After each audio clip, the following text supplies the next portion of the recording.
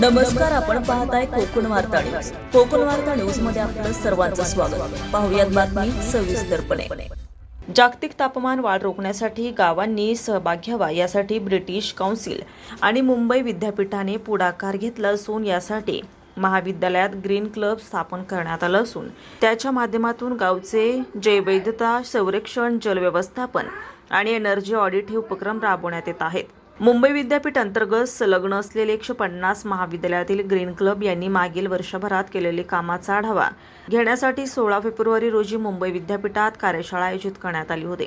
श्री राजेंद्र सामाजिक विकास संस्थानात यांच्या सहयोगाने डॉक्टर आंबेडकर महाविद्यालयाच्या ग्रीन क्लबने प्राचार्य डॉक्टर योगेश बोराळे आणि समन्वयक डॉक्टर पंचकुला निंगदाळे यांच्या मार्गदर्शनाखाली महाड तालुक्यातील तळोशी ग्रामपंचायत सरपंच सौ साक्षी सचिन पार्टे आणि ग्रामपंचायत अधिकारी संदीप बागडे यांच्या सहकार्याने तळोशी गावचे जैवविविधता संरक्षण, जल व्यवस्थापन ऑडिट आणि एनर्जी ऑडिट सुरू केलं आहे.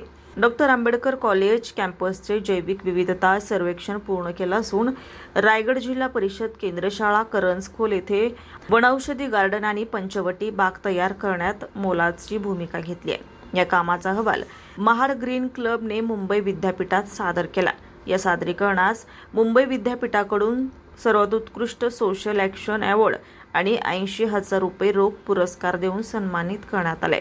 मुंबई विद्यापीठाचे कुलगुरू डॉक्टर राजेंद्र कुलकर्णी आणि क्लायमेट स्किल उपक्रम समन्वयक डॉक्टर अपर्णा फडके आदी मान्यवरांच्या हस्ते डॉक्टर बाबासाहेब आंबेडकर महाविद्यालयाचे ग्रीन क्लबचे समन्वयक डॉक्टर पंचफुला माधवराव निंगदाळे आणि क्लबचे स्वयंसेवक शुभम पानपाटील, सौभाग्य लक्ष्मी पराडा, अफिया साखरकर, पूजा मोहंता, सृष्टी महाडिक, राज बाटे, लाखो मिस्त्री आणि अक्षय महाडिक यांनी हा पुरस्कार स्वीकारला आहे.